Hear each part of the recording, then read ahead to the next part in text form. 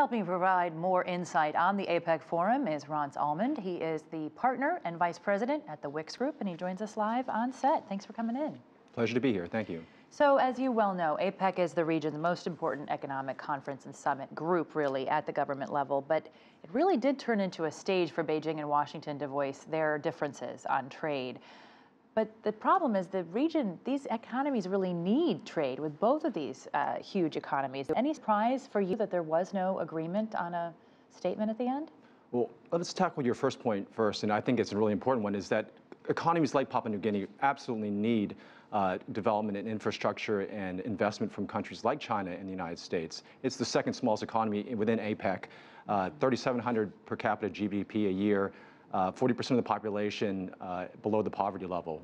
That has enormous potential in terms of oil and gas, copper, gold, but it needs development to get that resource extraction going.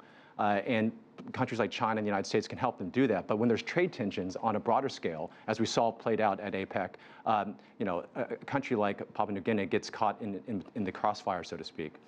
What do you think the implications are for the region, not just from Papua New Guinea, but for all of the Southeast Asian nations that are there, that there wasn't a compromise document, which there always has been? They've always managed to get one, and it's not like they've always agreed on everything. And you're absolutely right. Since 1989, when APEC was established, they've always had a joint statement, a communique that everybody's agreed upon. And that was started at the end of the Cold War. There's tensions from then until now, and here we are for the first time. We don't have a joint statement, and I think it's a real shame and a reflection of the real tensions that are out there, not only economically but strategically. We're seeing this getting played out. We saw it in Singapore at the ASEAN conference as well, where there was some tensions between the United States and China. Vice President Pence was also there, and he's been one of the lead instigators, if you will, on behalf of the Trump administration in some of these trade war and tensions between China and the United States. What's your view on the implications for the region, the consequences, if you will, of a continued or prolonged U.S.-China trade war? Well, I think it would have a negative implication for the region. I think we've seen over the last 25 years, 30 years, over 1 billion people come out from poverty. People are living longer lives. Countries are developing.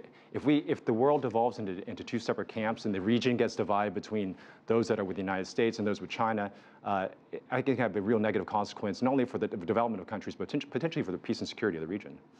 You know, one of the things I expected to see at ASEAN and APEC that we didn't was some sort of movement on RCEP, the Regional Comprehensive Economic Partnership, which involves Australia, India, China, Japan, South Korea, all the major economies in the region, but also all the Southeast Asian economies, and not the United States. We didn't see them move the ball forward. It looks to me they punted and they said, oh, we'll have maybe a deal by the end of next year.